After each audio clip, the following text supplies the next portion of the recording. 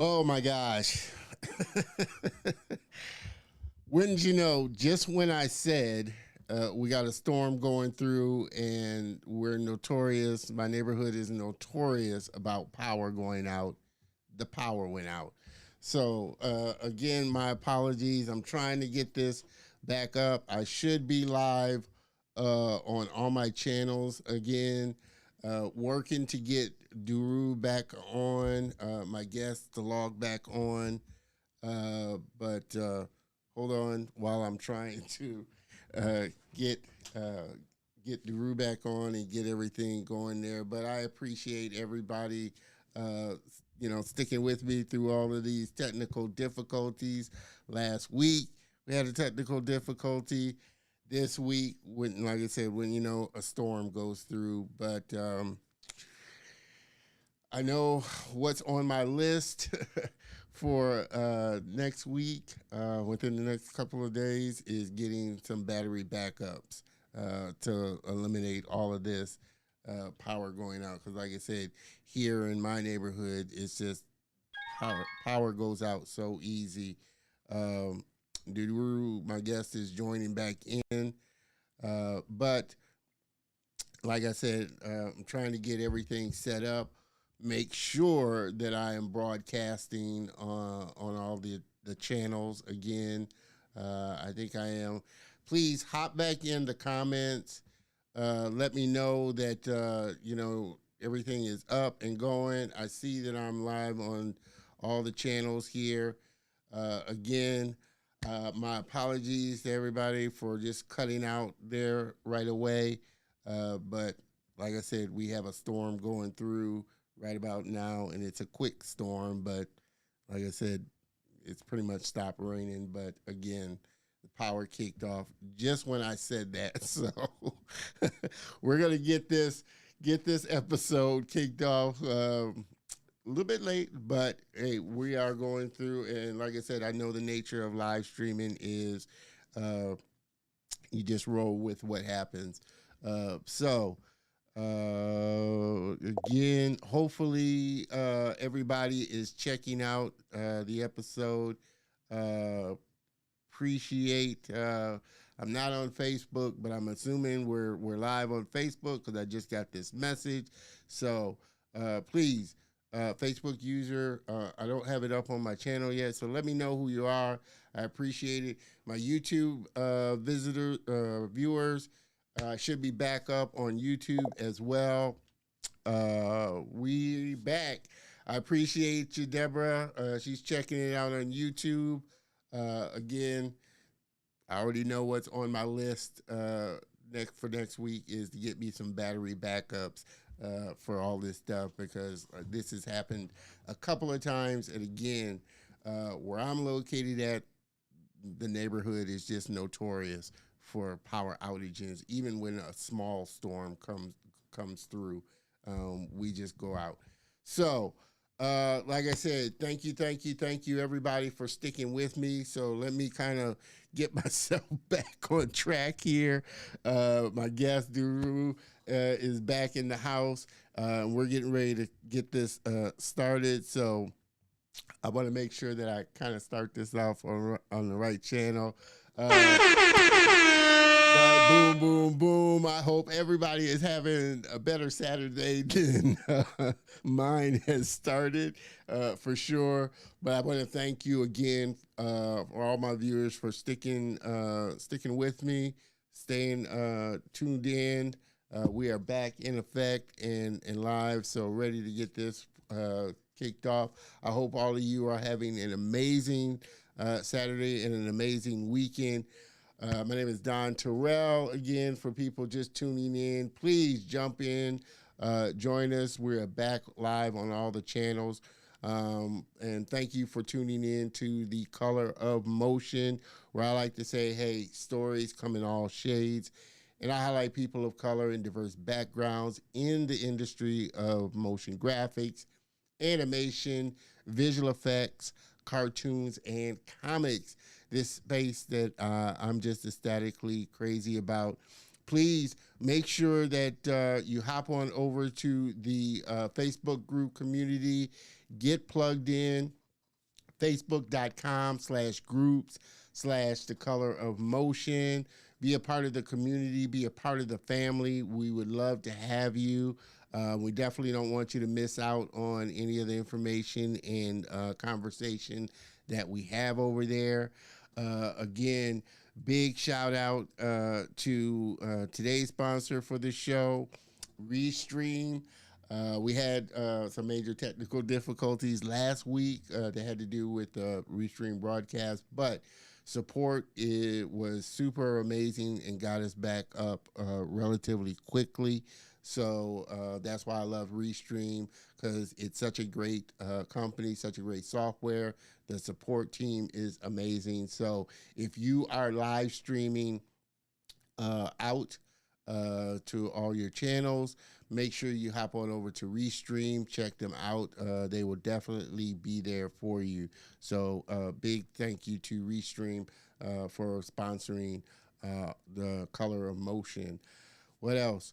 Also, make sure that you connect with me on all my social channels here. I would definitely love to hear from you. Give me a shout out, thumbs up. Let me know what guests you may want me to bring on, just how the show's doing, or any suggestions. I'm always open to hearing from my viewers for sure. So make sure you connect with me on all my social channels. We stream every week, Saturday afternoon, 3 p.m. Central Standard Time, live on the YouTube channel, LinkedIn, the Facebook group, and the website for the show. But I do always kind of highly suggest people get plugged into the YouTube channel. Thumbs up, give a shout out, comment.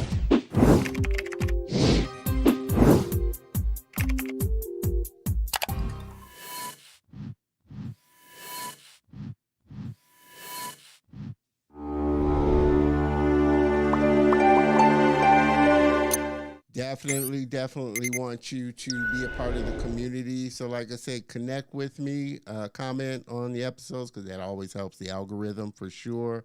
But always want people to get plugged in over there. There you can check out all the other past great guests that I've had on the show. What else? Let me hop back over here. Like I said, trying to get myself back on track here always kind of throws me off just a tad here, but super excited, like I said, to be back live doing the show. Last week, again, it was a pre-recorded episode, but we ran into some technical difficulties, so now back live, and just super excited about my next guest. Been looking forward to getting him on for a while, and now we've gotten a chance to sit down with him and have a great conversation. Super amazing animator and art director. And with that in mind, I think, we can pretty much get this train on the road. I don't want another outage to happen. So let's get this show started.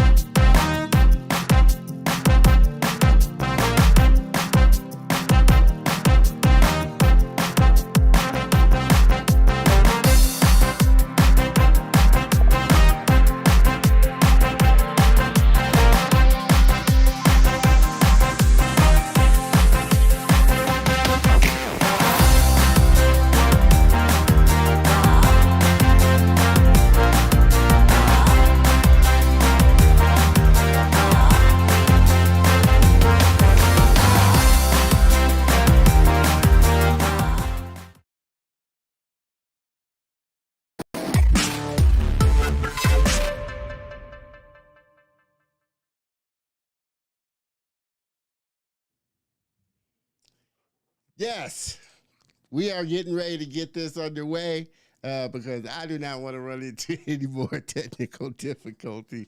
So I'm just super excited about this show. Again, appreciate everybody sticking with me through these technical difficulties. But what I've learned through doing the show and just doing live streaming is you roll with the things that happen because things will happen. Appreciate you, Mr. DeMille, as always, being a part of the show and sticking with me for sure. So thank you there, brother. Black Animator, Miss Deborah Anderson. Appreciate you as well being here and stopping by. Mr. Kevin, I appreciate you as well there. I'm savoring the delectable flavor of what I'm doing there. So I appreciate you, brother, for tuning in for sure. So thank you, everybody. And let's get this show started. Like I said, I am just super excited to introduce my next guest. Been working on getting him on for a while. Been doing some amazing stuff with the company he's working with. And so we're gonna have a fun conversation, sitting down talking with him. It's kind of it's kind of ironic because his power went out just a little bit before we started, but we're back in effect. So we're just gonna roll with this here. Mr. Kevin Bowens, appreciate you there, brother, for stopping by and tuning into the show. Thank you, everybody. Again, can't thank my viewers. That's why I love my viewers. They're such great viewers and great family and community. So thank you again. So my next guest is a graduate with a fine and applied arts degree and is a 3D generalist heading the 3D animation team at Magic Carpet Studios, where he is a founding team member and is the director of the SIP animation short and the forthcoming 3D project by the studio, The Legends of Bulan.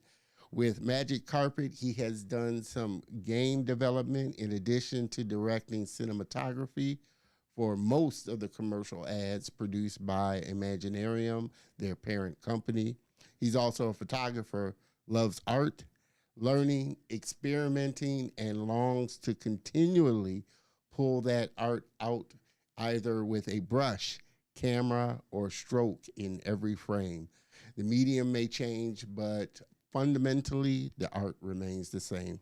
He sees art as an invitation to discover beauty, life, and help people awaken to the world around them.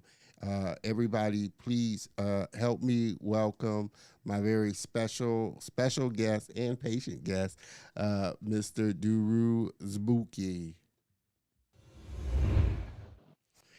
Duru. Yeah, thank you, thank you.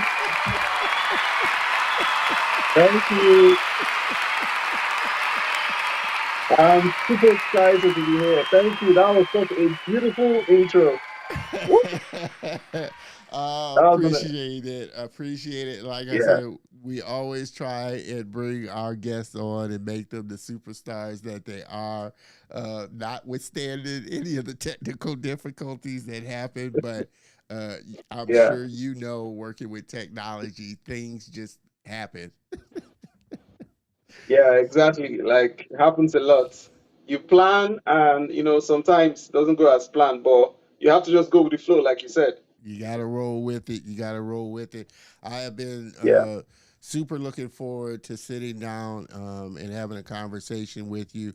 We were kind of talking a little bit before the show, just not what just Magic Carpet is doing, but Africa as a continent is really starting to explode with just all the projects coming up, yeah. the studios that are just working on some amazing stuff.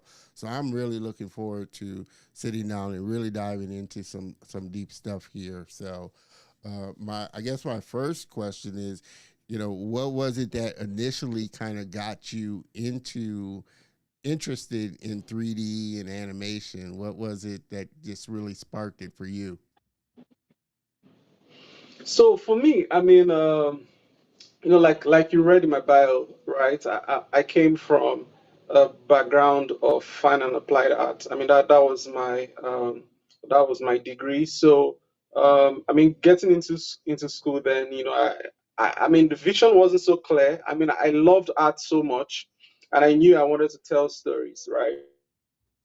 And so during the course of my study, I was able to realize that, drawing and painting was not, I mean, my the storytelling is not limited to just drawing or painting. I realized I could do more. I could, make those drawings move. I could make those paintings move. And so I searched for so many mediums. I dabbled into photography, cinematography, and I eventually discovered animation. And so, I mean, when I created my first animation, I realized, man, that this was it. I have to, expand on this knowledge. And so, I mean, I got, lots of courses. I was attended a couple of, different online courses. I was able to develop on my knowledge, 3D animation. And, as soon as I was creating and developing more things that I thought were appealing to me, I realized that a lot of people around me appreciated what I created, and it kind of encouraged me on the path and made me realize that okay, I could actually make an impact creating animations. And yeah, it's just been, I mean, ever since then it's been an amazing experience. Did your you know how did your parents kind of do to what did they do to kind of encourage just your not just animation but just love of creativity and that passion for you? Did they really feed into it, or were they kind of like the typical parents that don't really kind of see how a future could, really big future could come of art and creation? Yeah, definitely. I mean, my mom specifically, ever since she conceived me, she always had this, she always believed in me, believed in everything I wanted to create, and I would say she's one of my biggest inspiration because she she did not necessarily need to know what the details were. Yeah. She just supported me regardless, and which was an amazing and encouraging thing. I mean, she was the one that bought most of my first system. She was the one who bought it for me. That was very encouraging because as at the time, I mean, I never knew anything about computer, and so when I reached out to her that, hey ma, I want to go into animation, I need a system, and she didn't even ask any questions. She just provided it for me, and it's.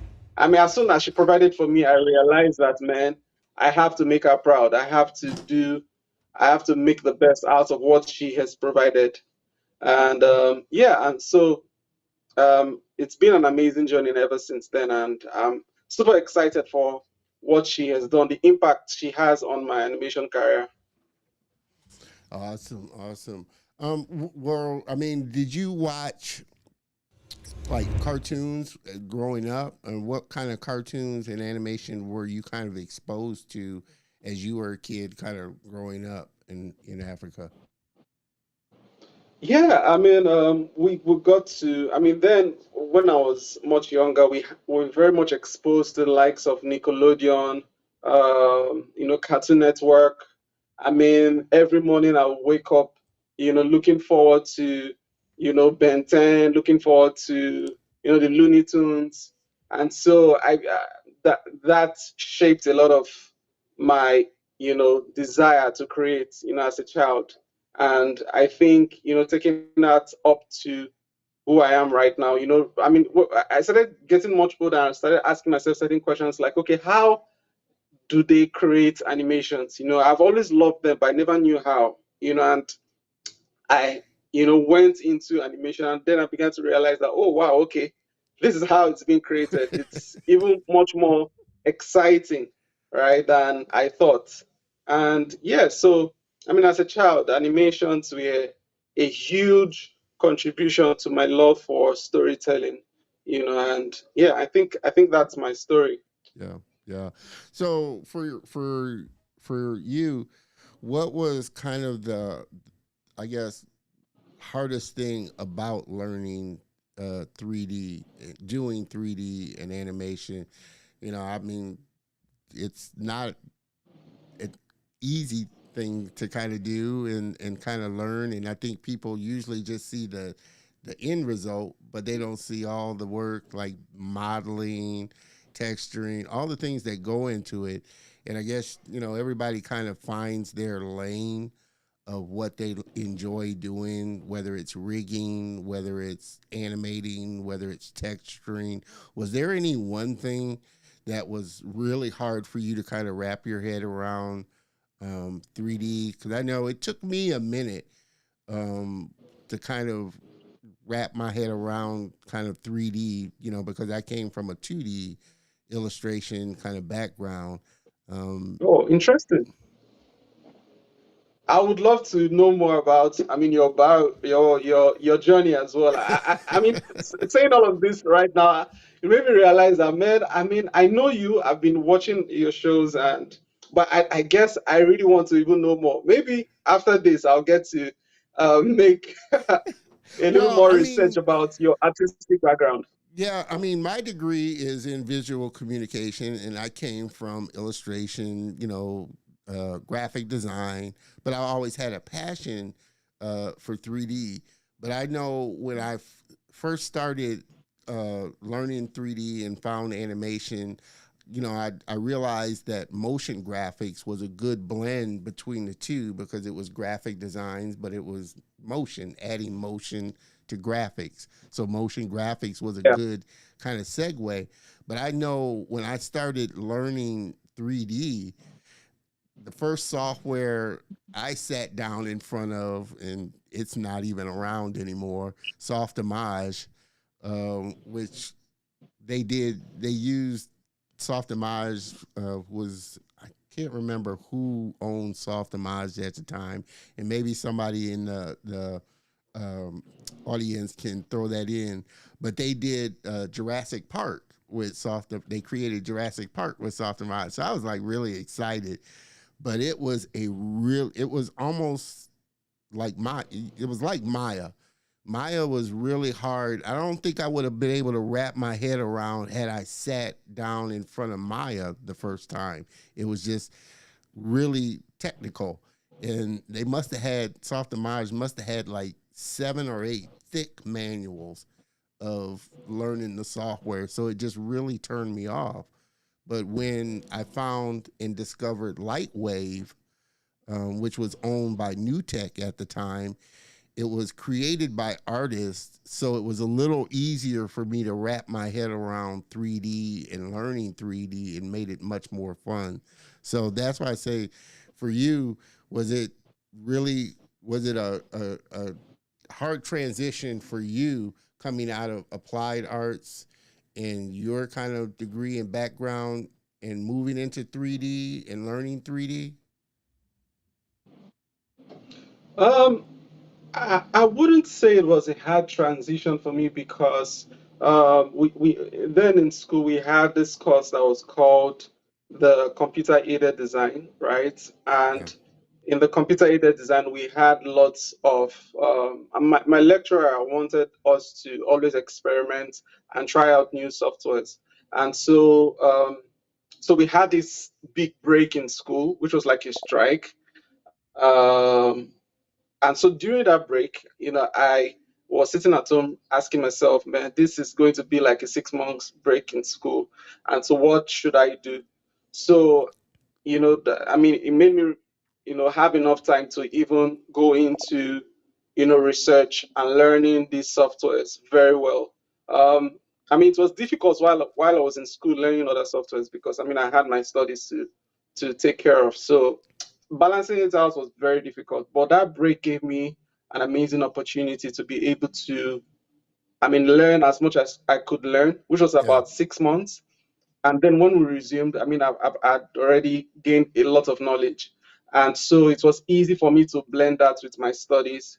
I mean, I was able to incorporate everything I learned, even, in execution of my assignments, and considering it's the Faculty of Arts, so most of the most of the assignments we were given, were graphics related, and I was able to incorporate all of those knowledge, in the execution of most of my assignments and my project. So Yeah. it was quite a smooth transition for me, and Yeah. I'm really excited. I was able to start off from the artistic side, which is the visual art. So it was good for me. Yeah, yeah. Mr. Kevin here says, yeah, Maya gave him headaches at first too, and I think if I'd have probably, it'd probably be a lot. It's a lot easier now, probably for me to kind of jump into it, but because I got the basis Yeah, of I mean, let, 3D. let me sorry, let me speak to that. Sorry to cut you. No, go. I mean, when I started Maya, uh, and I mean, and this was like 2011, right? Mm. It was like 2011. So I mean, I never knew anything about Maya. I saw the software. It was so confusing. There was a lot going on the screen, and I was like, man, how am I supposed to learn this? Like, I mean, I have school. How am I supposed to combine all of these menus, and every tutorial I get, they tell me a whole bunch of things. They tell me how much I need to code. I'm like, man, I'm an artist. I don't want to code. Why do I need to code to just create animation? And so I created a couple of things, and the feedback I got from the first set of things I created was so discouraging. I was like, is this actually the part? Someone told me Yeah. that my Do I really animation want to looks, do this? yeah. Someone told me one of my animations then, which was like in 2011, that they looked like cops. And I was like, whoa, this was pretty harsh, man. And I had to rethink my career, like, okay, maybe animation is not really my thing. I mean, and also there was this rendering system which was called Mental Ray. Yeah, Mental mental Ray ray. was so difficult. It was so difficult. If you need to create anything decent with mentoring, you need to have a very good system. You need Yeah, to be able to wait to render things out. And so I encouraged myself. I tried creating like a couple of shots to just keep me encouraged. But I mean, they were not really looking the way I wanted. And so I think I took a pause for a while. I went into cinematography, filmmaking, and all of those things. And then later came back when I thought, I was ready for the software. yeah. So it wasn't so difficult. It wasn't so easy, initially. But I'm super happy. I mean, I was not totally discouraged. And thankfully now, thankfully now we have like amazing updates. And when I see artists right now with the amazing updates that in Maya and all the wonderful softwares, I Yeah, mean, then in order for you to texture a model, you need to always do this UV unwrapping, take it to UV. Photoshop and paint it. And it's like, oh my God, all of these processes just to have your model ready. Like, man, like this is so difficult. So there was a lot of discouraging moments, but Oh you know, man. I I I, I look at people right now who are into animation. I'm like, man, you guys don't know what to enjoy, right? You're You don't coming know in what at to such a enjoy. great time now. Such a great time. I mean, even now we have AI. You have AI creating stuffs for you, and you're like, wow, Yeah, like this thing that literally took me a month to create now can be done in a week. It's yeah. it's And yeah. like I said, Soft Image was the same way. I mean, it was an amazing program, but when you opened it up, it was just it had all this stuff, which I think is what gets a lot of newbies coming in. They're just overwhelmed by all the stuff that's there. And the beauty, like I said, about Lightwave, and Lightwave was more, it wasn't more for film, but they used it on a lot of sci-fi TV shows like Babylon 5 and Sequest. It was really big because you could the turnaround time in TV is much shorter, and so they were able to get a lot of great work using that software. And plus, the interface was really simplified. So that's why I say when I opened up that software, yeah, I got it. I was able to get it. I wasn't discouraged about what I could create and do it because it just wasn't so as overwhelming as Soft Image was, or as Maya can be if somebody just initially jumps into it. But like you were saying, the software, now we got such amazing software out there. The hardware has gotten so much faster and so much better, and you got a lot of, I guess, tools like Substance Painter where you can paint on 3D models now, and just free tools like Blender. There's just so many. It's such a great time now to be a creator, Yeah. much more than when you initially started, for sure. Um, Mr. Let me get some of these comments up here because I know where is her comment at? She is let's see. I want to get your comment up here, Deborah, because I know you're doing a tutorial class. Yeah, there it is. Deborah. Deborah Anderson is doing a curriculum for Blender, her Blender class. So Blender is a tool I'm going through now myself. Mr. DeMille, yeah, Maya can be intimidating at first, but if you have a good teacher and set of tutorials, you can get comfortable with it, for sure. Definitely, for sure. Mr. Kevin, true, very true. Miss Deborah again. Yeah, people make the mistake of teaching everything about the interface when it's not necessary, and that's what I learned too. There are only a few tools that you really use in the software. In most softwares, there's some basic tools that you use, but again, I Yeah. think people look at the interface and they see all the stuff in it, and they just Correct. get Yeah. I mean, overwhelmed with it. that that was the liberating moment for me. I mean, I every time I looked at everything, I was overwhelmed until I got to realize that everything is not meant for you, right? If you get to every software, most softwares can do a lot of things. So if you're able to streamline what you need the software to do for you, it will enable you learn it faster and more efficiently. I mean, I got to even understand as well that, for example, certain softwares are they give you better, more results for specific roles. I mean, Houdini, for example, is very, very popular for VFX, um, of which it can also create models as well, Yeah, right?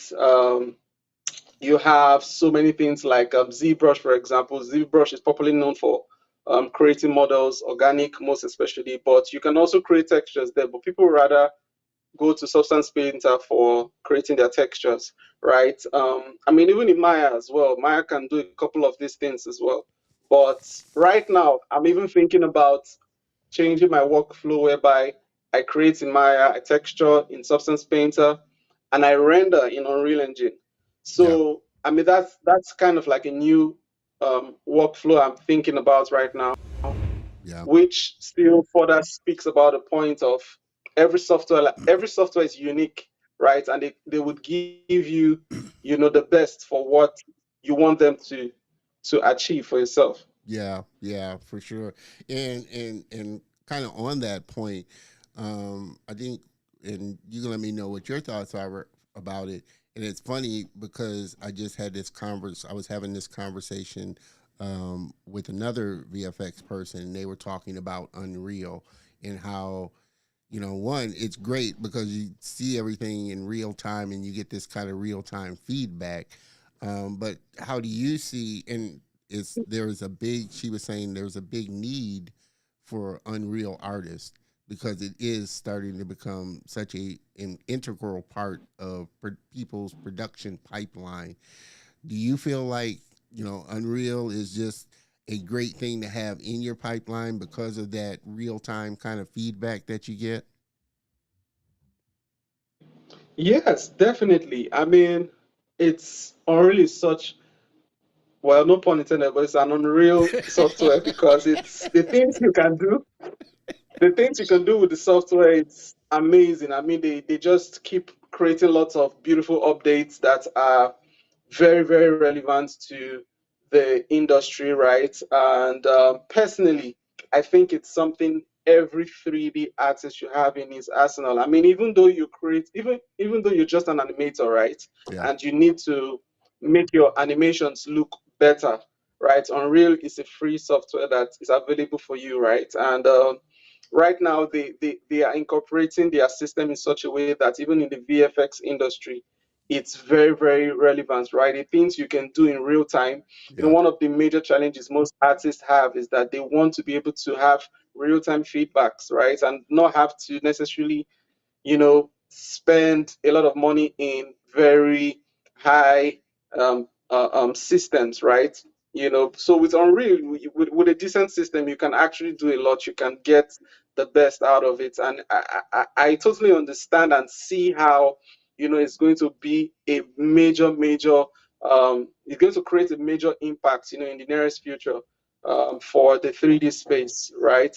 Personally, I happen to have spent a whole lot of money in terms of online rendering, right? Because a lot of the productions we get to do, we requires us to deliver early, right? And yeah, so, you know, um, I'm beginning to see that most of those productions can easily be executed with Unreal Engine for no cost, right? And that's huge for us um, because it enables us to even manage projects well as well and be able to benefit more as an artist, right? You're able yeah, to manage all of your resources to the point whereby you get to enjoy the process. So it's very much becoming an industry standard, and I'm very excited to be a part of a generation that gets to enjoy yeah. Unreal Engine. Yeah, now I totally agree. Unreal is unreal. They aptly named it for sure. And I think, Yeah, productions like The Mandalorian and all these other movies that are showing what you can do just as far as the whole production, not just, animation, but just live, production and creating these really in depth worlds. And I know, where is it? Let me throw it up here. Demille is going through Unreal right now. Yep, there it is. Just wait until you have to animate inside Unreal and blend animations into gameplay.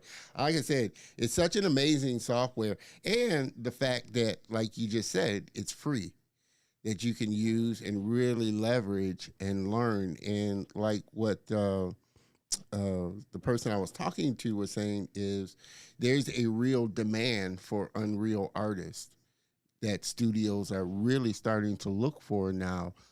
So it's another avenue that creators can really use. That's why, like I said, I think it's just such an amazing time because the softwares that are out there that are freely available that you can create some amazing stuff with, and that doesn't require you to have a horsepower of a machine to really create. Like Blender, yeah. like Unreal, you can get some really, really amazing stuff there. Mr. Antoine, I appreciate you tuning in there, brother. For sure. Yes, it has been a minute. I know you've been busy working on some stuff. We were talking a little bit before the show, just the industry over there in Africa really starting to explode. You just had Kizazi Moto released. You have studios such as Triggerfish, Magic Carpets. I mean, are you encouraged about how Africa is really starting to get on the map of in regards to the industry? Yes, super, super excited about how, Africa is very much getting into the map in the industry, and like we were discussing earlier on. I mean, it's something that we have always looked forward to, as artists. I mean, as much as you've been creating, right, there is, this desire that you want your creation to be global, to be international in such a way that everybody gets to see it and not just your community, right? So, I mean, having to be recognized by global firms, and for them to trust us enough to tell our own stories, in our own way. I mean, it's such an amazing opportunity that I'm super excited about. And I have been privileged to be a part of. I also spoke about the Garbage Boy project that we Yeah. created for Cartoon Network at Magic Carpet Studios. I happened to see the project and see how it was able to go from the concept stage to the final phase, whereby it will be released this month. And so it's super exciting. I mean, I as a child, I used to watch Cartoon Network, and I never thought that there will be a day whereby I'll get to see my works on there. So, I mean, it's such an exciting time, and such an encouraging, act for every animator that is situated in Africa as well. I mean, a lot of people who had sleepless nights on the project, happy to see their works being appreciated by children, by adults, from all walks of life. It's very encouraging because one of the major things that you can do for an artist is to have his work appreciated. And I think it's a big deal for us. It's also going to inspire the upcoming generation over Yeah. here, because our industry is very much developing.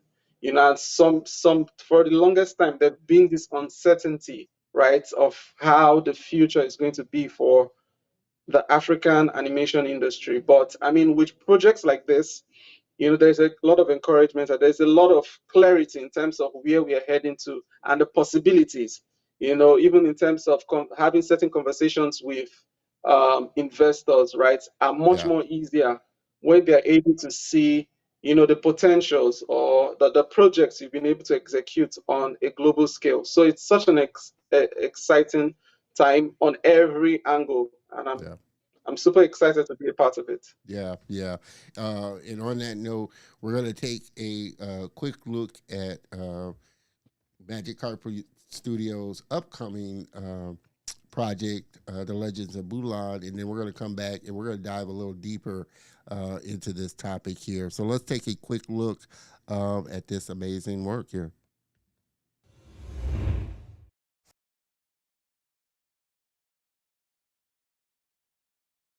Wars are fought twice,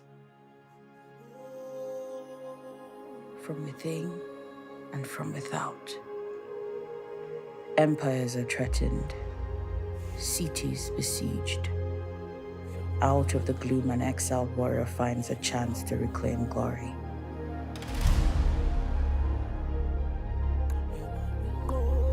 Before the eyes of the world, the renegade becomes the hero.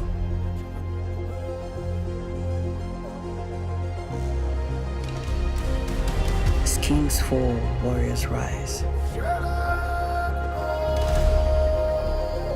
All wars are fought twice. First in the mind and then on the battlefield. A new unity is forged.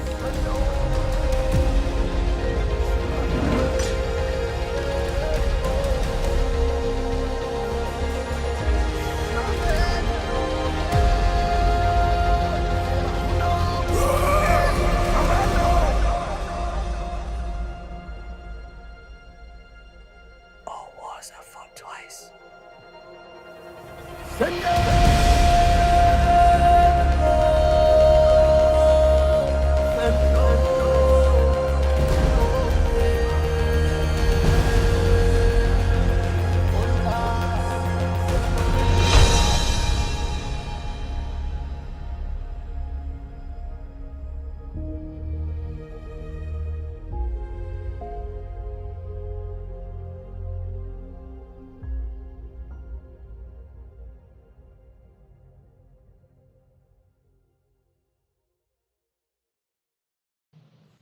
Such amazing. That was so amazing. I just cannot wait for that to come out for sure. Like I said, the animation quality was just I just love it. Um, yeah, can't say any more about it. Thank I'm you, thank you. I'm curious from Africa's perspective, from your perspective, what do you feel like Western animation has gotten wrong about the stories they've told from about Africa, and what do you feel like they've gotten right on just some of the Okay. animations that you've seen?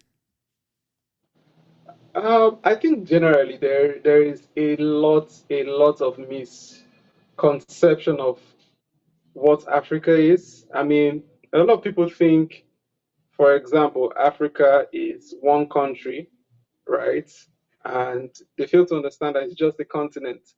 And that trickles down to the lack of understanding in terms of, as much as we have different countries, we have different languages, right? People speak differently.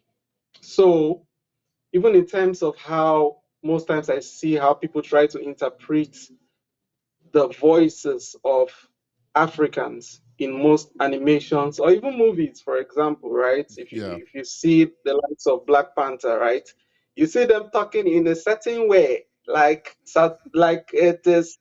This is Africa. Africans never speak that way, right? Like you can literally you can hear me, you can hear how I'm talking, right? Clearly I don't have any accent, right? But yeah, you can hear the difference, right? I don't have an American accent, and you can hear the difference. yeah, So I think that that's the first misconception, right? A lot of people use South Africa, for example, in terms of the voice on how the whole of Africa sounds like. So um, I think like a lot of the Western movies or Western animations, I think that is one thing that I think they've gotten wrong, right? And also in terms of the storytelling, right? I'm still yet to see, I mean, I'm even yet to see Kizazi Motors. It just came out, a yeah, couple of days ago. I'm really curious to see what a lot of, the creators actually created. I'm hoping that, there is not a lot of Western influence, in such a way that it dilutes the African story. I'm really hoping that's not the case. yeah, But I mean, with the previous animations and the previous stories we've seen, we've always seen a Western interpretation of African stories. Like Africa has a lot of beautiful places. Africa has lots of beautiful cultures, beautiful and beautiful things, beautiful stories, beautiful superheroes, right? But none of them, have been represented at all or represented well, yeah, And so I think that I think I personally, as a creator, I have a lot to do, as regards to how this needs to change. And I know it's going to happen eventually, and I know it's a gradual process. I mean, yeah, the first thing I'm most grateful about is the recognition, right, and of which we're already getting. So as time goes on, I know we'll be able to make that impact in those ways. yeah, Um, but also, I think one of the most beautiful thing about the Western interpretation for me is the fact that um, um, I think is the fact that they I mean, the Westerners most times they have a way of taking a lot of time in creation, right? In terms of quality. So even though you may not be relating to the story as an African to an extent, but you are able to see the quality in terms of production. And I think that that's something that I really commend, a lot of, a lot of studios that have, tried to tell the African story. I think that's something that I really, really appreciate. The yeah, quality is something that, they always make sure they look out for.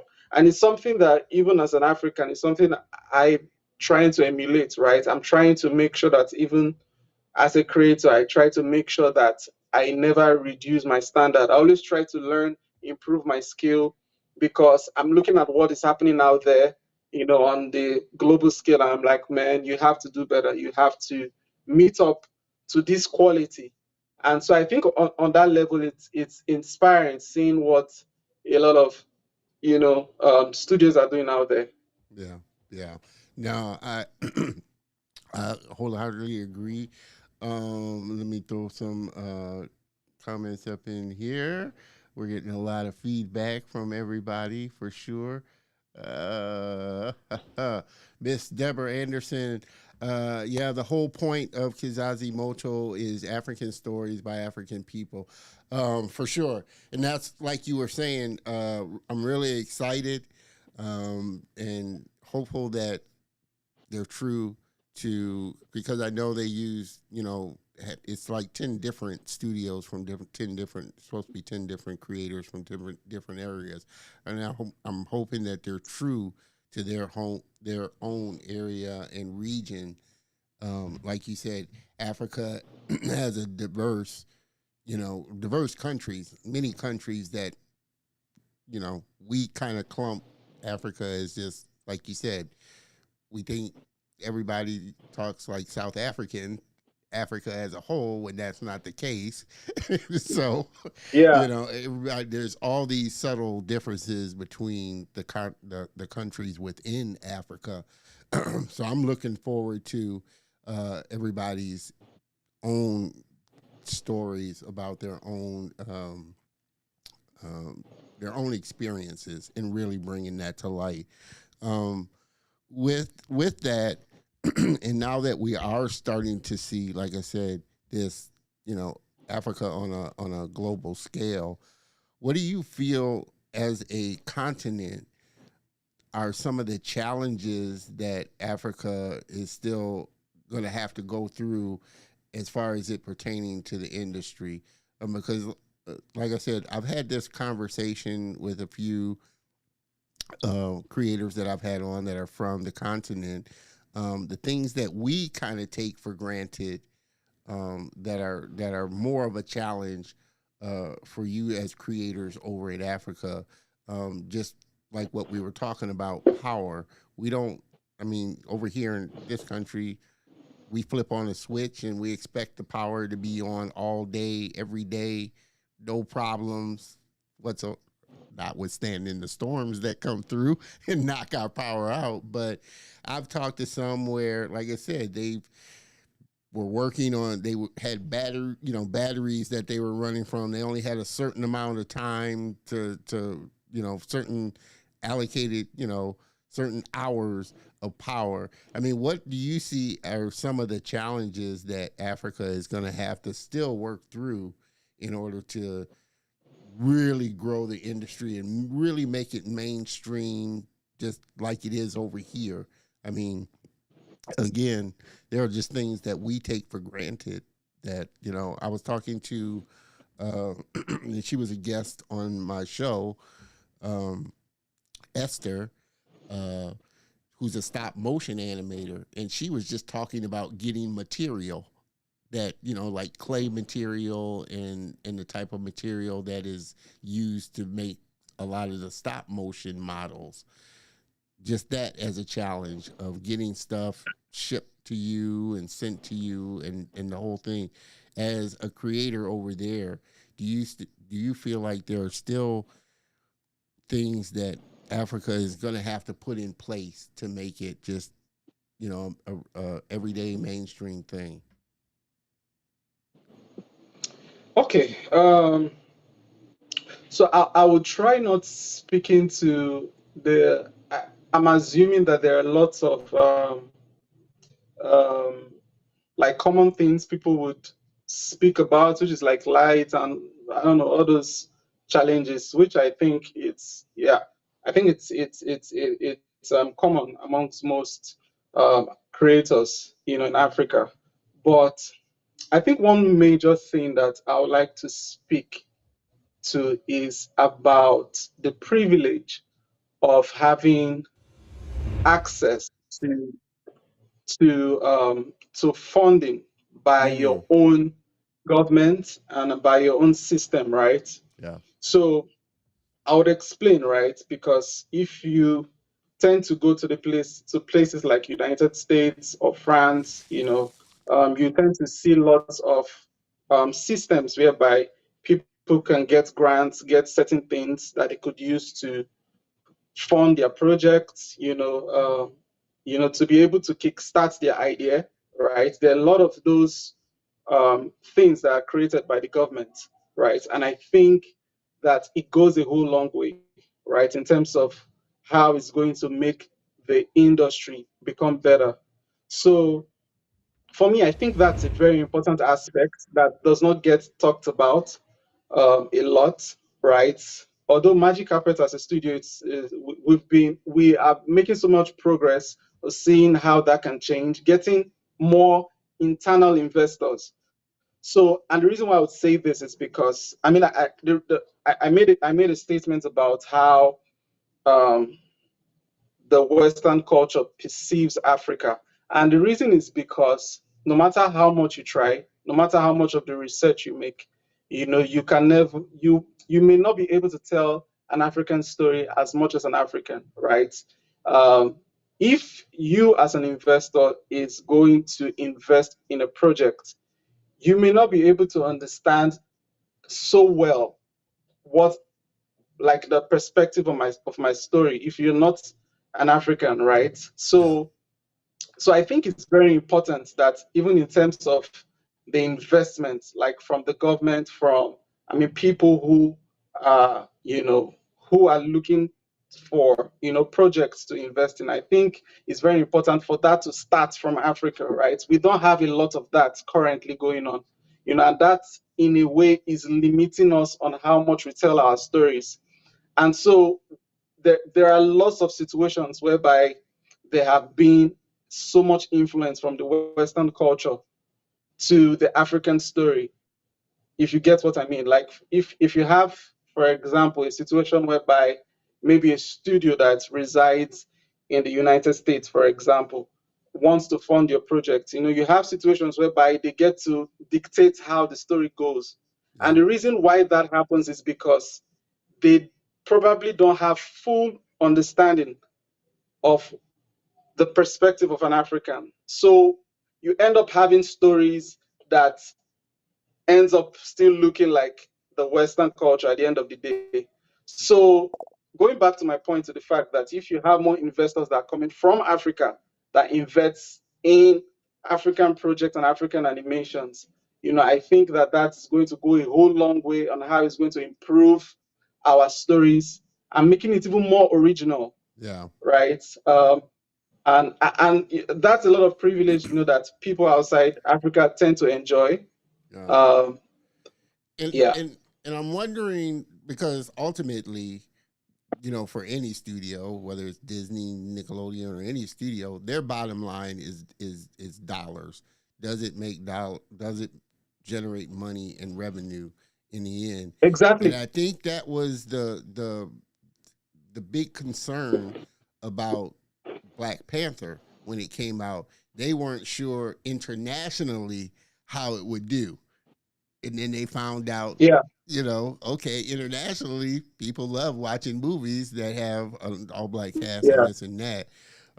So do you feel like that's kind of the thing that they're thinking is, well, is this story going to resonate outside of Africa if we're letting studios like Triggerfish and Kazazimoto come out? Is it going to be something that's palatable for the people out for the general world outside of Africa? Yeah. So I'm very much aware of the factor whereby, most of the times people or, you know, investors, for example, are always interested in knowing how much your project is exportable, right? Yeah, Which is a very important thing to consider, right? To see how much, your film can go to places. For example, if your film is limited to just Europe, for example, and it's not able to cross to China, for example, for your movie may not make the numbers that it needs to. So yeah, there is always this concern that whatsoever movie you create, has a certain amount of features that makes it globally acceptable. So I totally understand the importance of making the bar, right, the dollar, because I mean that's what keeps the lights on, that's what keeps the whole system going.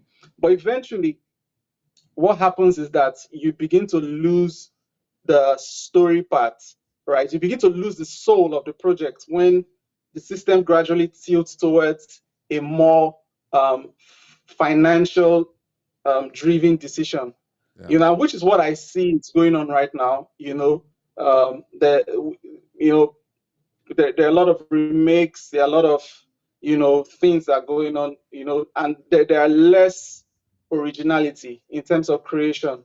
And so that also brings me back to the point of the fact that if as Africans we are able to have our government or our investors, you know, make more investments on our own projects, I feel like that is going to make a significant change, and it's going to give us the kind of growth that we need so that we can tell our original stories without being bothered um, about so I'm not about being without being bothered so much about the money so much that it begins to affect or dilutes the story, Yeah. if you get what I mean. No. For me, No. I'm all about ensuring that a story retains its originality to its core. Yeah. That's something I'm always, pushing for. I'm hoping to see that someday. Yeah. And I think that's, and to me, I think that's the essence of any film, any animation is the story. Universally, we all feel the same things. So I don't think it necessarily really matters, where the story is coming from or who the story or who the story is being told by, if it's a universal feeling that we all feel when we're watching the movie. Like I said, Latinos, Asians, Africans, us, we all love, we all laugh, we all, we all have these basic emotions that we feel. And I think as a story, if it hits those basic emotions, it shouldn't really matter who's telling the story and from what perspective the story is told from, if we're all can hit on that same emotional tie that binds us all together. Yeah, yeah, I Uh, agree. Totally agree. Yeah, I totally agree. I think, yeah, there are certain things that are very, very common amongst everyone, which is love, and the series of emotions we all feel. I think, I think it's something that is very important for every story, right? That you tell, you need to have those elements to keep people, engaged, keep them to be able to relate with it. Like regardless of wherever you may go, be it Africa, Asia, that story of love, of anger, of pain, depression, those are things that are all unique to us. The only difference is how it's being told, yeah, or the different cultures, the different those little languages, right? nuances. I Yeah, think those those are where, those little yeah, nuances that yeah, are specific to that culture true, that's telling it. true, true. But also my concern. I mean, this is just a concern. My concern is that I, I mean, a lot of countries, right, don't tend to accept, other countries' culture, right? And so, I mean, these are conversations I have with my fellow animators as well, and I Yeah. perhaps don't know the answer, right? I mean, since we're having this conversation, I just think it's something to also talk about. I mean, I No. know like Africa, for example, have lots of cultures, right? They have lots of cultures that, I personally, I think it would be lovely to have in an animation. But there is this fear that if you should put this cultural part of your continent in an animation, it might not be accepted globally.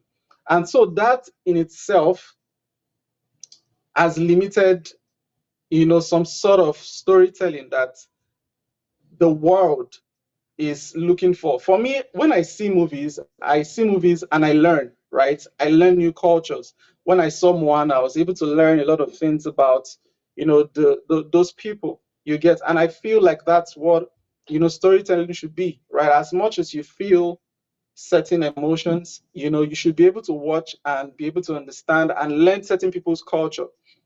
So I think personally, as regards to the acceptance of culture on a global scale, that's something we're still trying to figure out.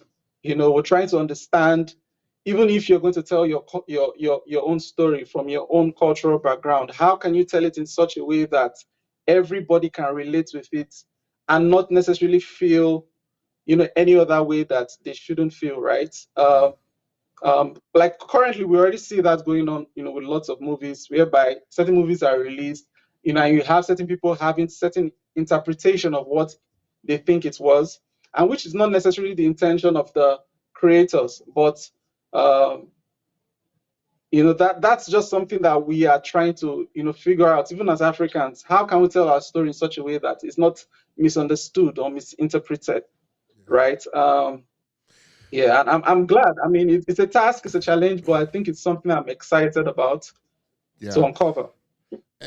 And I want to ask you, because I'm seeing a lot of this as far as the types of animations that are started to be created, whether they're kind of sci-fi or futuristic, that type of mystical animation, as opposed to, say,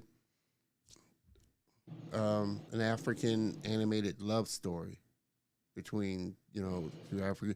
Do you feel like it's kind of getting heavy on that end of feeling like, okay, creators have to create this sci-fi, futuristic, Afrofuturism style animation, mystical Yeah, style, as opposed to just finding a story, whether it's a horror story? I mean, we're just now over here really kind of yeah, expanding out in blacks and horror films type of thing, just yeah, outside of the typical things of what I guess the mainstream thinks that they need as far as being an engaging story.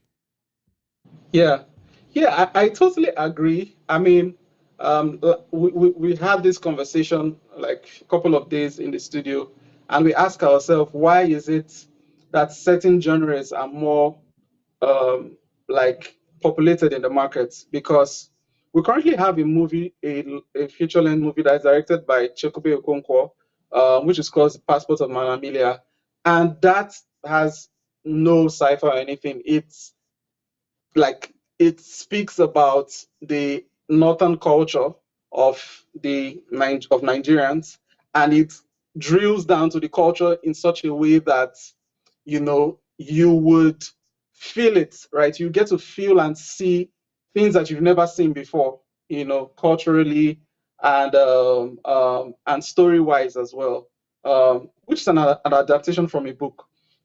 But yes, I mean that is a conversation that we've been having. Personally, when you say Africa, I don't necessarily think that you know there is any limitation, right? I know there is no limitations, um, but also I think that there is also need for us to tell you know other core stories that speaks more, about other diverse ways. I don't think we should be limited to just sci-fi or mystical genres, right? I feel like there is a whole lot more. There's a whole lot of love stories, there are a whole lot of folk tales, a whole lot of, things that can be told, right? And I know it's something that I'm also thinking about as well. I'm thinking about creating that change. And understandably why, we understand that the reason why there is probably a high demand, in action related or sci-fi related genres is because, I mean, if you tend to play that for a kid, for example, a child is very excited when he sees a lot of those action going on, right? And so the market tends to like move towards that direction, in terms of the demand, and that kind of affects the kind of content that is being produced. So I understand that, But I also understand that sometimes it takes just one person to do something, and everybody is going to realize that, oh, okay, we can actually tell other stories. Yeah.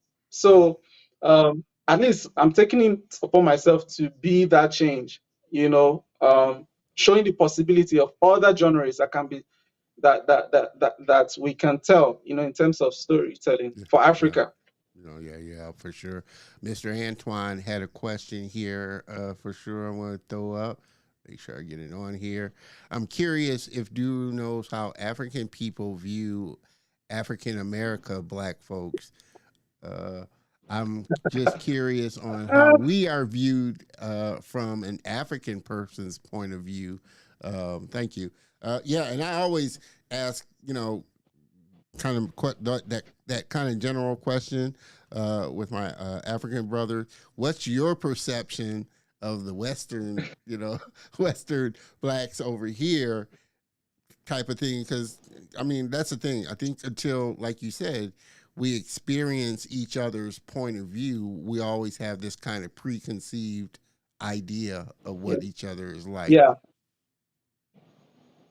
yeah. I think personally, I mean, even here in Nigeria, right? Generally, when you get to see someone that has the same complexion as you, my mindset is that, okay, there's this guy probably have an African roots and he's not aware of it, right? I think that that's like, that's like my first thoughts. When I see someone that has my same kind of complexion, I'm like, this guy is probably an African, but he doesn't know. He's probably from, Ghana or Cameroon. You get. So I think that's my first thought process, and other things is just the fact that we always feel like there is something unique about the Black Americans, the African Americans, right? Which is in terms of in terms of the strength, in terms of how intelligent they could be. The first thought that just comes to my mind is that, man, this black guy has something unique in him, and there's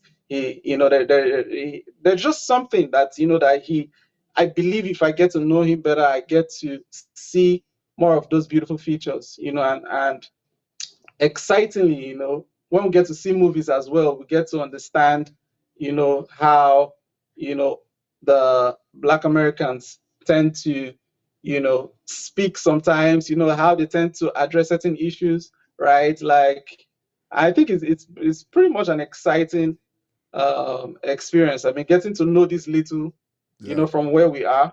Yeah. yeah. I always find it interesting, and I've listened to him a lot, and he's a super intelligent comedian, talk show. Trevor Noah, who is originally from Africa, but he's over here now. So I always love listening to his perspective from both sides of, okay, he's an African, but he's living over here. The perceptions of Yeah. just the differences and stuff like that, and I think that and I can only speak for myself. Every Black American over here is going to think differently, regardless of I think there's this disconnect, even though we're we're here. Obviously, our original ancestry came from Africa, and we were all dropped off at different places, and so we were raised and indoctrinated with our own separate things.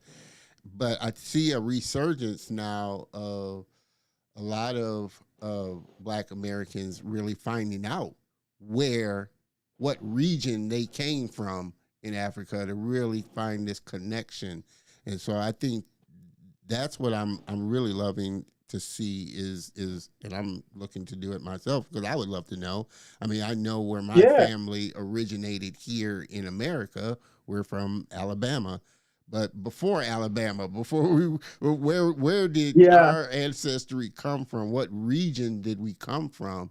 And really learning Exactly. that, I think is an exciting Exactly. thing.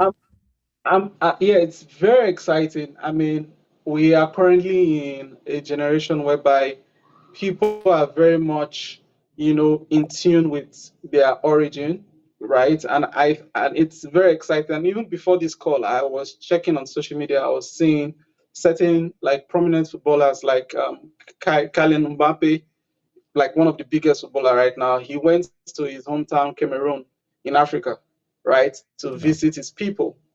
That is huge, right? I mean, I know he's half Cameroon, he's half French, Yep. right?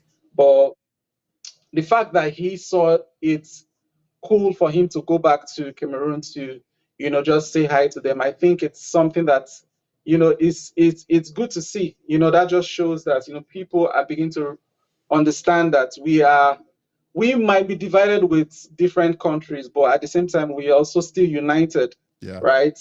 As much as you might deny it, as much as some people might deny it, Yeah. it's just the truth, right? Yeah. You see a lot of people. You see Akon, for example, who is doing Yeah. so well, has such a beautiful record label, but he is always making sure that he never, gets disconnected from his roots, where he's from. Yeah. He always comes around, try to get things done, get projects done, and all of that. So Yeah. And yeah, it's an I find exciting it time. very gratified, which is why visiting Africa is on my bucket list. But I find it very gratifying and great to hear just Black Americans here that have gone to Africa. They feel this profound sense of connection when they get there, and really experience the country. I think that's kind of the issue here is most Black Americans probably aren't going to get to Africa or may not even feel like they want to, for whatever reason. I think it's again a great thing when you hear, just people saying, "Wow, I visited Africa and there was this sense of connection when you land." All you Yeah. see, the So majority of who yeah, you so see is black.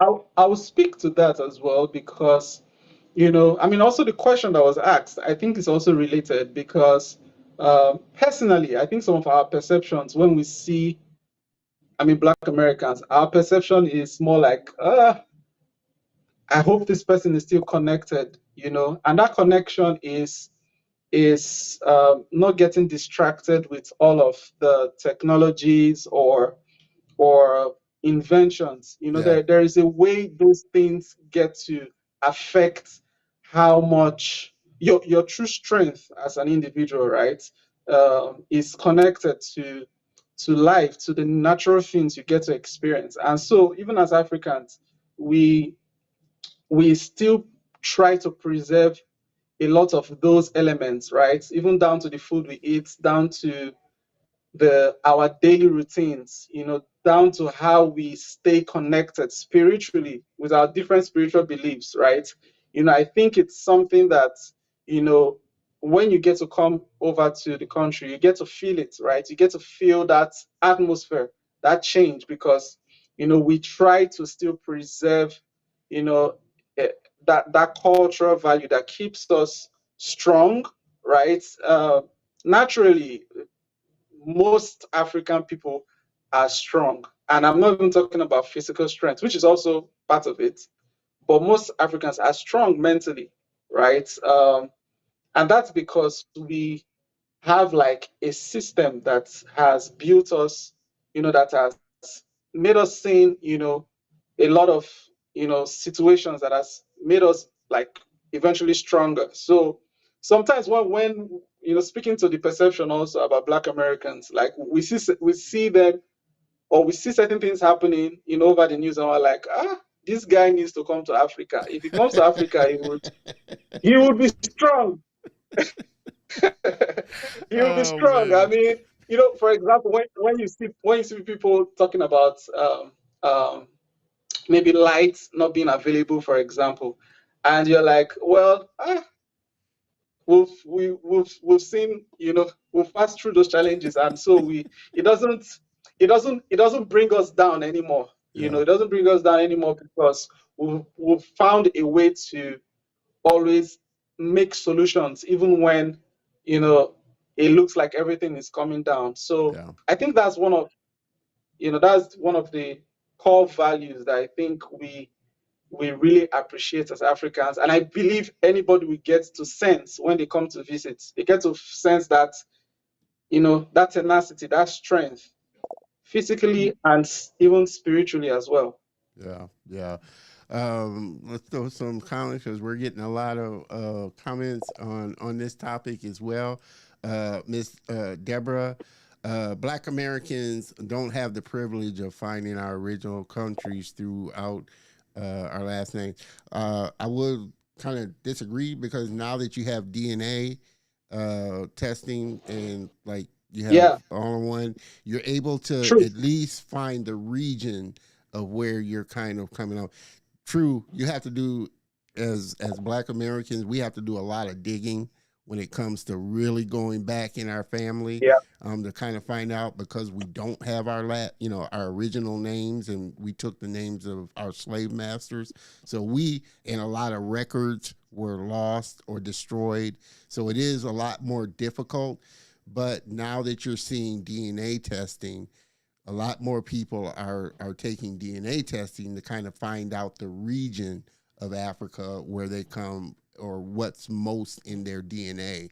And they can find. So you do have a lot of people now taking that step to, okay, let me see what region of Africa I come from, our people come from. Let me take a DNA test to kind of find that. So I think it's getting better now. yeah. It was a lot I was harder able to. before. I actually discovered that one strand of your DNA actually has the capacity of holding millions of informations about every individual, Yeah, and that was like mind blowing for me. So I'm like, man, yeah, every one of us carry multiple strands of DNAs of our ancestors, yeah, and so I think if you give it a shot, it's possible. yeah. It's And possible for you to actually, trace your roots.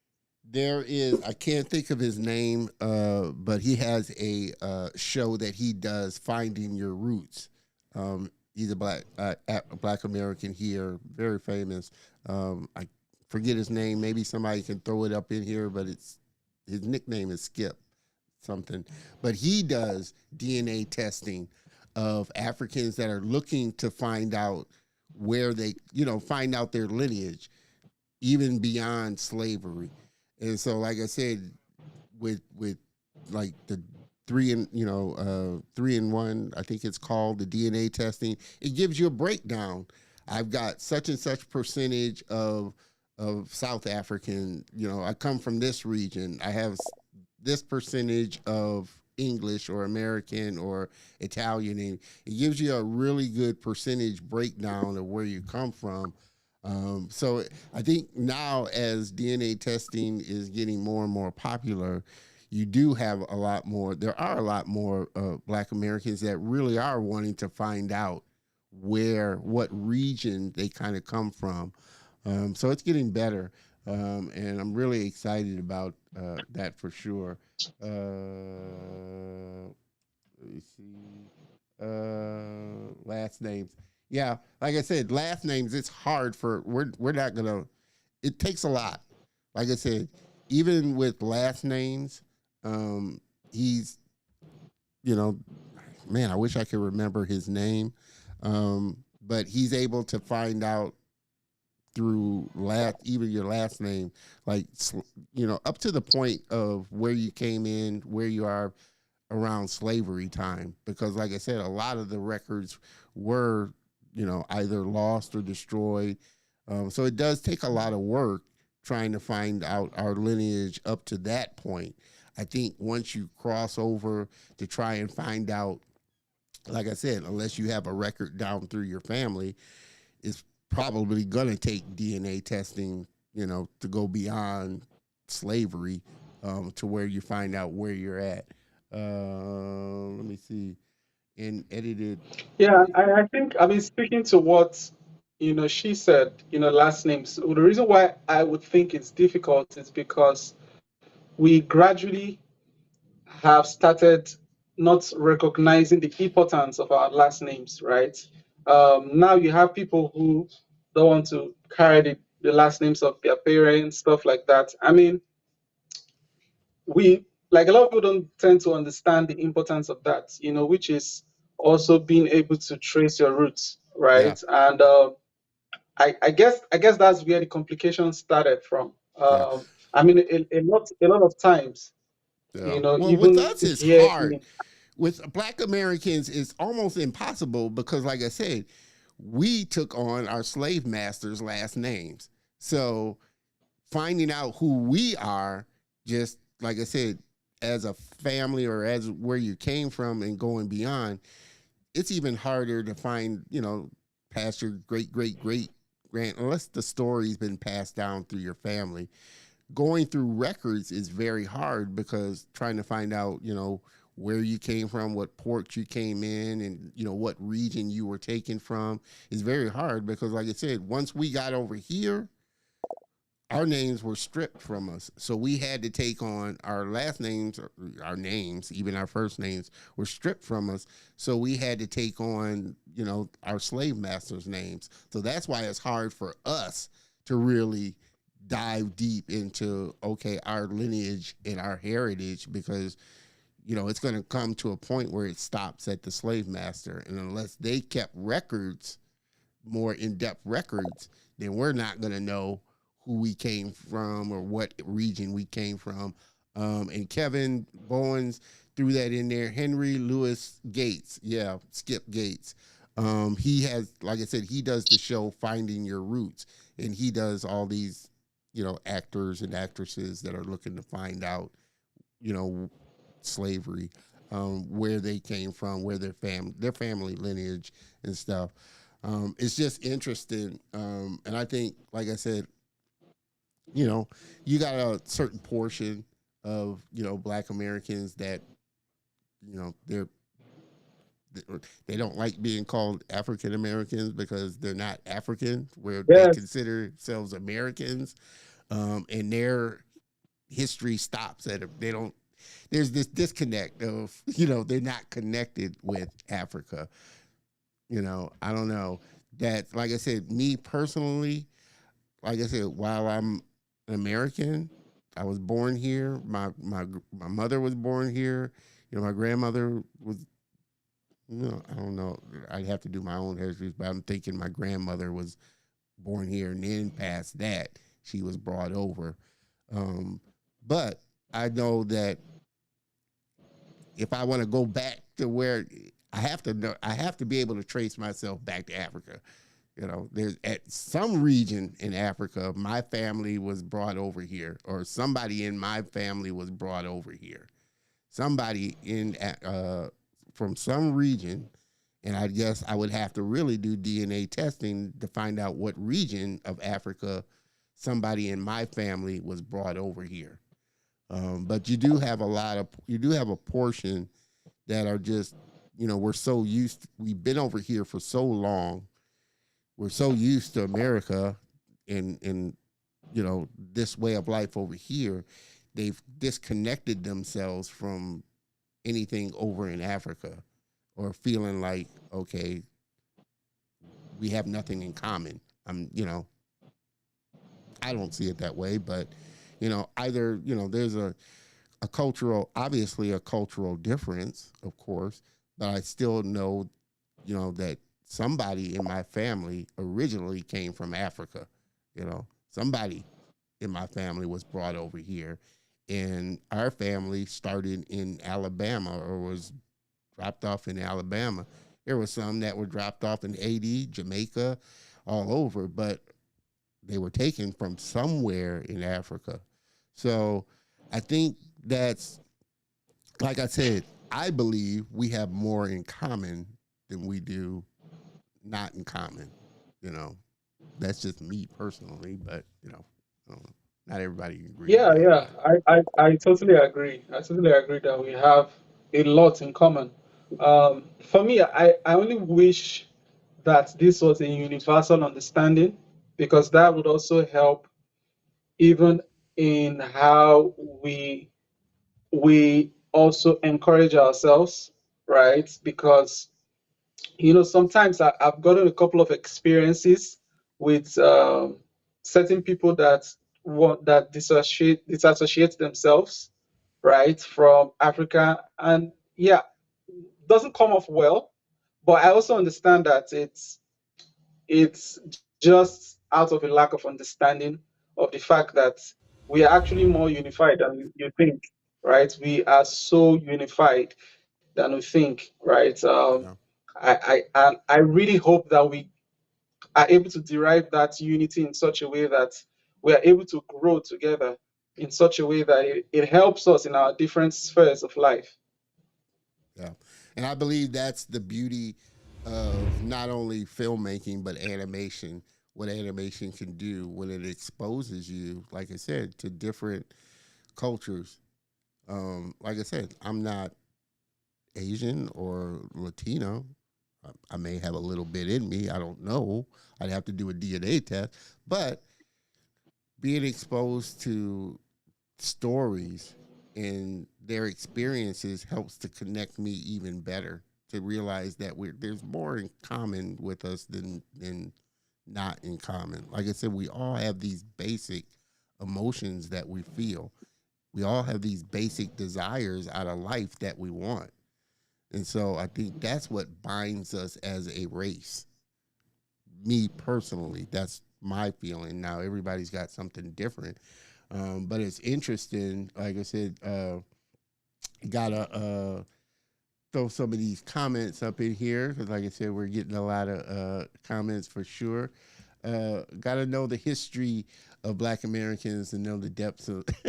Like I said, but see, the funny thing is, Deborah, about that is even Africa, particularly South Africa, they went through their own apartheid. They went through their own experience of what racism has done in the depths of. So our general area is what dictates how we are. I mean, obviously, you know, blacks over here in America, we have a much different experience than blacks over in, in the continent of Africa. Have a much different experience than blacks in Haiti. Have a much different experience. But again, I think there's more that binds us than more that separates us. And that's, again, that's just my personal feeling and my personal belief. There's more that ties us together than separates us. Yes, we all have different experience, and I think that's where racism can start to be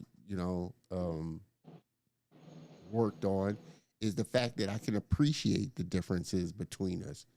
You know, and I always say this: one pet peeve of mine is people that walk around saying I'm colorblind. I'm colorblind. I don't see color. I think that's a pretty dumb thing to say. The difference is I can appreciate the color that I see. I can appreciate that you're a native African, and I can appreciate the culture behind that. I can appreciate the fact that I see an Asian or a Latina, and I can appreciate the color, the culture behind that. Yeah, we have things that we may not agree on. There have things that are different that we've gone through. But the fact that I can see you and recognize you and appreciate the history behind it is what I think should bind us together. You know, I don't see, I mean, I see color. And I always like to say there's a line in The Color Purple. If you ever watch The Color Purple, there's a line, one of the characters says, I think God gets pissed off when you walk by the color purple and don't appreciate it. I kind of changed it up and say, I think God gets pissed off when you walk by any color and can't appreciate it for what, the color that it is and what's behind that color. So that's how I look at it, is I can appreciate, don't have to necessarily agree on everything, but I can appreciate, who you are, your culture, the history behind your culture. I can appreciate that. And that's the difference. Most people, especially most racist people, they can't appreciate They think that their color, their culture is it, when there's so much more than that. And I think God put color on this earth for us all to see. That's why he made things different colors, made people different colors. We can appreciate all of that. Um, and I'm not trying to get off into a rant here, but I think that goes to just the fact that I think animation, I think storytelling, I think that's what brings this closeness, because as I watch Kizazi Moto, as I watch Moana, as I watch all these movies and watch the perspectives and the stories behind them, that's where you get an appreciation and a respect for the history behind it. And so that's why I'm excited about the creators, the diverse creators that are starting to emerge and tell their own stories in their own ways, because it'll dispel all these misconceptions that we have about one another. Yeah. Miss Granny, I appreciate you stopping by there, Miss Maggie. I see color and I hate you agree with it too. I hate when people say that. I really do. It really is a pet peeve of mine when people say I'm colorblind. I was like, okay. Unless you are actually colorblind and can't see color. There are people, let me let me clear that up for people that are technically colorblind. There are people out there that are actually colorblind. They can't see certain colors, but that's a biological That's thing. true. That's correct. But I'm talking about specifically people that don't want to paint themselves as racist and say, I'm colorblind. I don't see color. Yeah, you do. You see color. You should see color. Mr. DeMille has a question from, let me size this down here so we can get it all on. From your perspective, how close did Marvel Studios' Black Panther get to representing the dialect and the culture? Which he did kind of allude, he did kind of allude to it though. But go ahead and reiterate that. How close did Black Panther really come to representing Africa? Do you feel, in your opinion? Yeah. So I think I think um, I think I will give the credit to all of the creators, right? Because Black Panther was revolutionary, right? So revolutionary in such a way that, I mean, it made us see a perspective of the Black culture in such a way that was inspiring. I mean, God bless Chadwick Boseman. I Yeah. mean, may his soul rest in peace. He did such an amazing job. I mean, till date, we still tend to make lots of references to Black Panther because it was such a timely piece that was very, very exciting, not just to Black Americans, but to even us Africans. I mean, I remember when it came out in cinemas, and every one of us came out in our attires because it felt like it was our own thing, right? And I think it was such an exciting experience.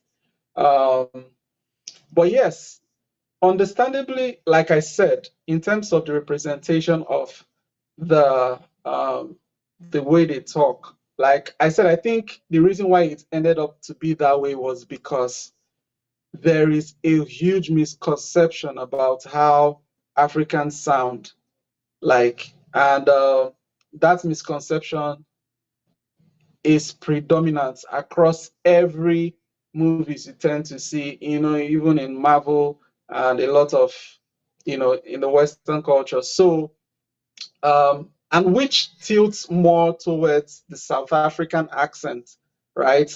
Like you will see someone like Obako saying something like, we will not agree, oh. Like, yeah. So you as an African, you'll be like, wait, do Africans talk that way? And you're like, okay. eh.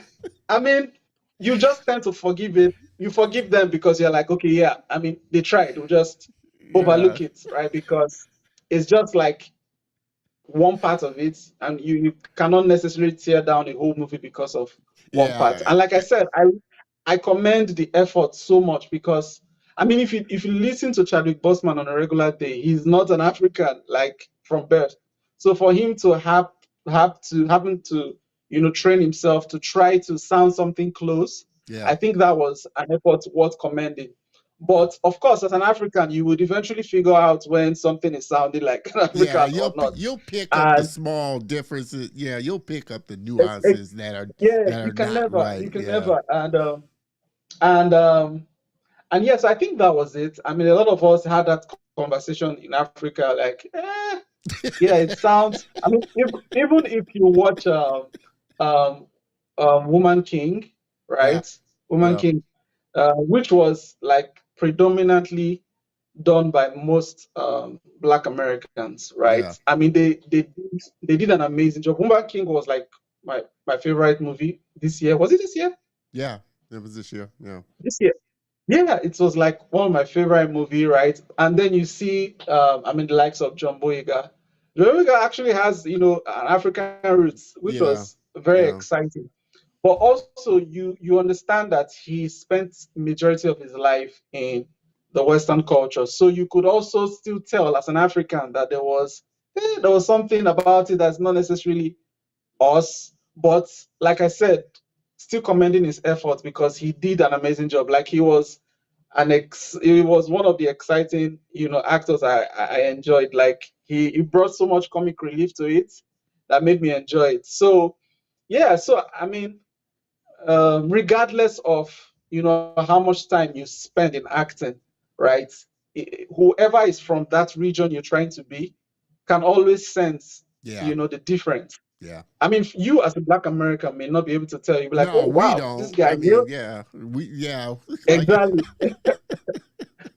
like I So said, so unless you're as- from there, we're not gonna pick up those small, like I said, exactly. So yeah, nuances. so it's always like that. It's always like that. So the best thing we just do is commend people for their efforts and hope that we are able to evolve to something even more precise and more relatable over time. Yeah, yeah, and like I said, I think that'll start to come even more as creators are in control of their own stories.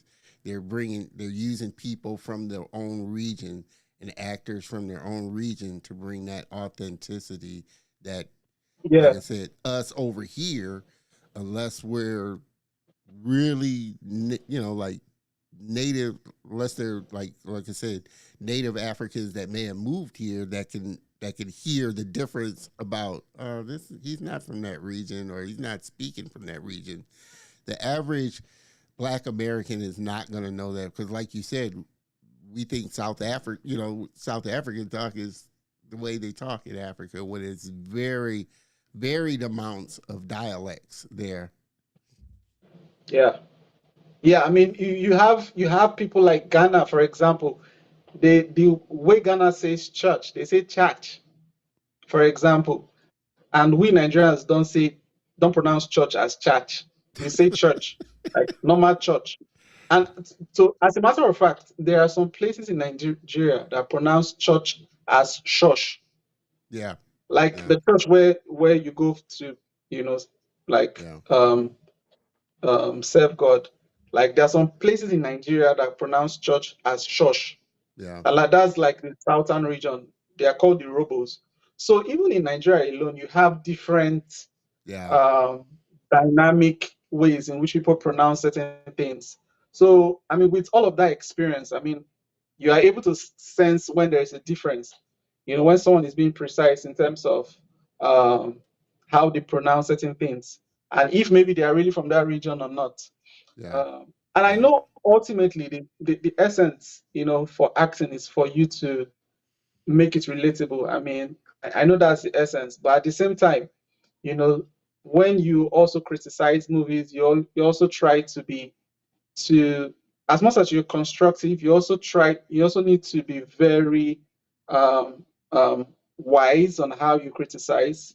You need to criticize with understanding. Like sometimes you understand that certain people are cast for a role because they bring certain financial value to that movie, right? I think one person that I really amazed me was Idris Elba for Yeah, Blood Diamond.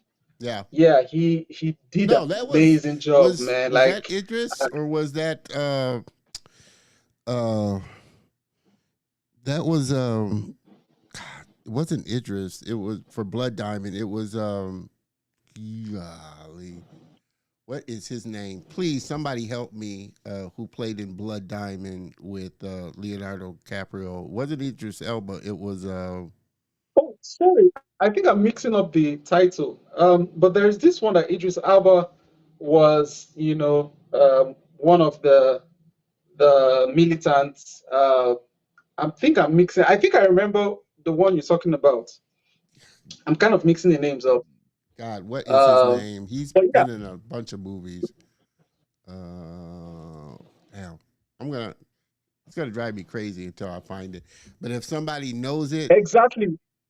It's driving please me crazy too. I'm like at the verge of searching. Let me quickly search for it. drive. Uh, Drop it in. But I can't. He's been in a few movies, and he's a great.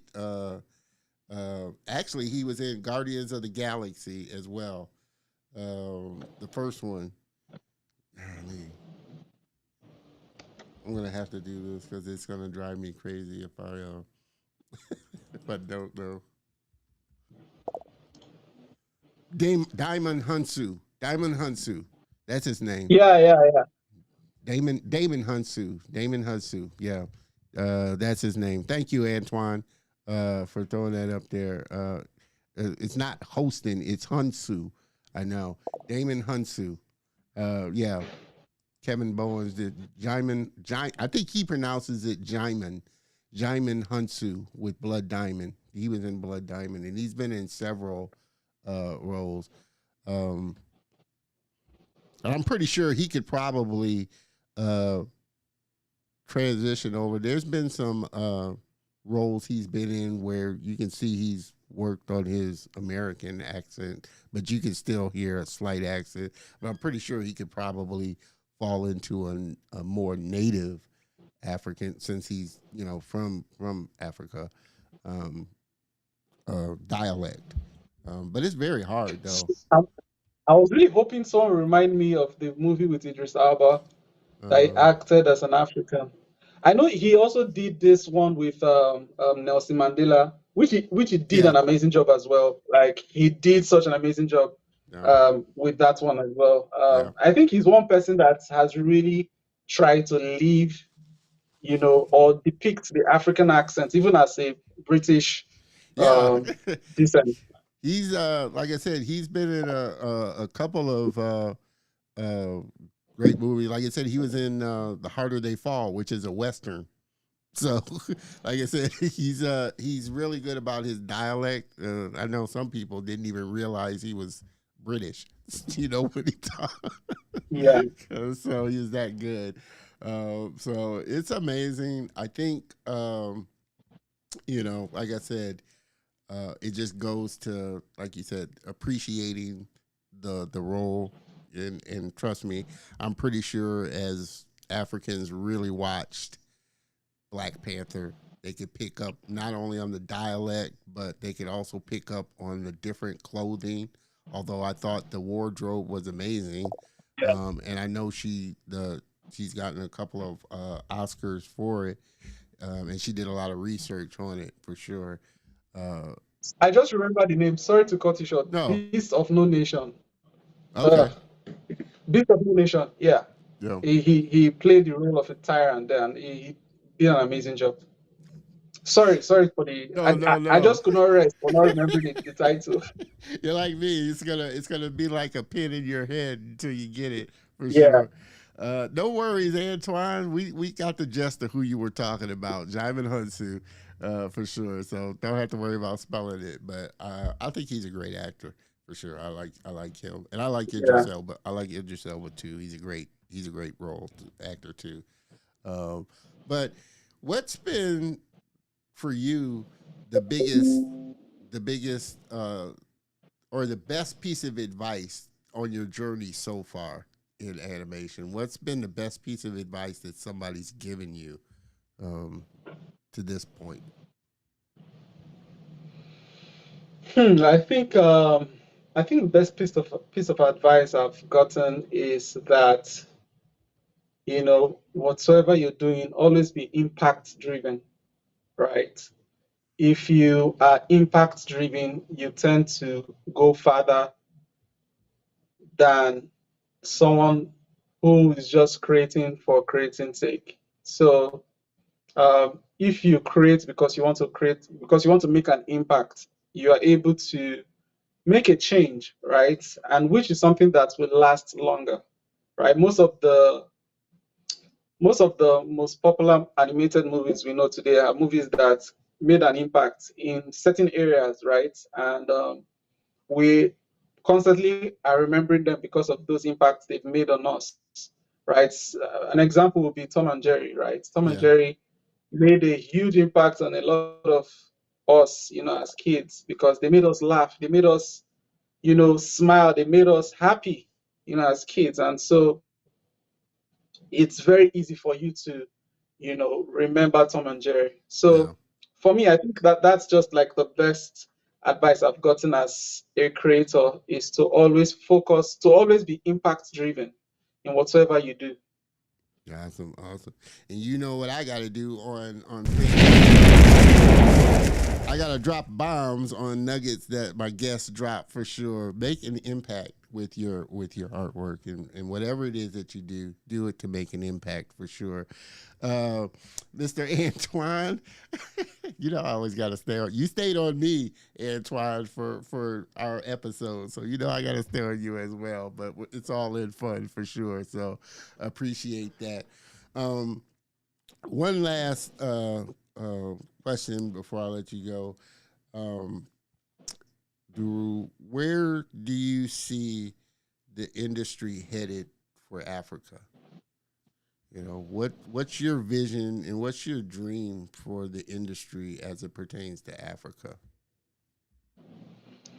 Um, so my dream is to be able to expand the industry in such a way that it can accommodate a lot of people who have, big dreams of telling their stories, right? I see a lot of creators, I see a lot of people who are very willing to, you know, to do something exceptional. And, a couple of them perhaps may not have the means to quality knowledge or quality, facilities. And for me, my biggest dream is to see how I'm able to bridge that. I'm able to share as much knowledge as I can with the time I have, and I'm able to help as much people that I can, so that we can not just develop as regards to capacity, but we can also provide lots of opportunities for people who want to be in a place whereby they can see their dreams coming to life. You know, a lot of people get discouraged over time because like me, for example, I almost got discouraged because I wasn't getting what I wanted to get from my works. So it kind of made me want to look out somewhere else. But I think if I personally am able to create that impact in such a way that I can provide the adequate materials for people who have similar dreams like mine, then I'll be able to help the next generation in becoming even better in such a way that they can supersede whatsoever we are doing right now, and put us at the forefront, put us at the at a very significant place in the global map. Awesome, awesome for sure. No, this has been such an amazing episode for sure. I know I've enjoyed it. I hope all of you have enjoyed the conversation and just the knowledge that Duru has brought as well. Definitely looking forward to having him back on the show for sure, especially when the Legends of Bulan comes out and all the things that Magic Carpet is doing for sure. Make sure that you connect with Duru on all his social channels. You can find him here All this information will be on the show notes for sure. Connect with him on Instagram. Connect with him on Twitter. Follow what Magic Carpet Studios is doing. They're doing some amazing work for sure. And again, can't wait to have him back on the show. So definitely make sure you stop by the episode on YouTube and get the information there. It will be there for sure. Guru, this has been such an honor having you on the show. Such fun having you on the show, and can't thank you enough. I appreciate you sticking with me through the technical difficulties at the beginning. Yeah. I appreciate Yeah. you, the viewers, sticking with me as well, for sure. But as Duru just mentioned, I do this to try and make an impact. I do the show to really try and make an impact, not only with the viewers, but make an impact with the friends that I make and bring on the show as well. So thank you all for sticking with the Color of Motion and being part of the Color of Motion family for sure. Duru, if you could hang out, I'm always respectful of my guest time, especially the ones that are over in massive time. So I know it's really late there, but if you could hang out for just 1 second in the green room while I close out the show, I'd appreciate it. That way, give me a chance to talk to you just one more second while I close out the show. But everybody, please help me thank again my very special guest and friend, Duru Azubuike, for coming on the show. Thank you for having me. Hang out for just 1 second in the green room, Duru, while I close out the show. Everybody, I can't apologize enough for the technical difficulties. I'm going to be working on this for sure.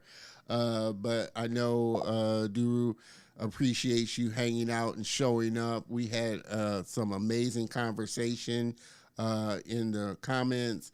Definitely make sure you hop on over to the Facebook group because he's a part there. You'll be able to conversate and connect with him. Make sure that you hop on over to the show notes and pick up his contact information there as well. But again, can't thank you enough for always supporting the show and being a part of the show for sure. This has been an amazing, amazing episode. We're hitting our 2-hour mark here. So thank you. Next week is going to be just as great a show for sure. You definitely don't want to miss out on my next week's guest, Miss Kendall Bird, animation writer and voice actor. She does some amazing animated voices. We're going to have a fun sit down with her as well. So I don't want you to miss out on that. We've got some great guests coming on. We've had some amazing guests on the show. So as always, I can't thank you enough for always supporting the show. And definitely working on all these technical issues and trying to nail them down for sure. So everybody, thank you for joining me today. Make sure you join me next week. It's going to be an amazing show. I will see you next week. Same bat time, same bat channel. Have a great week, everybody. Cheers.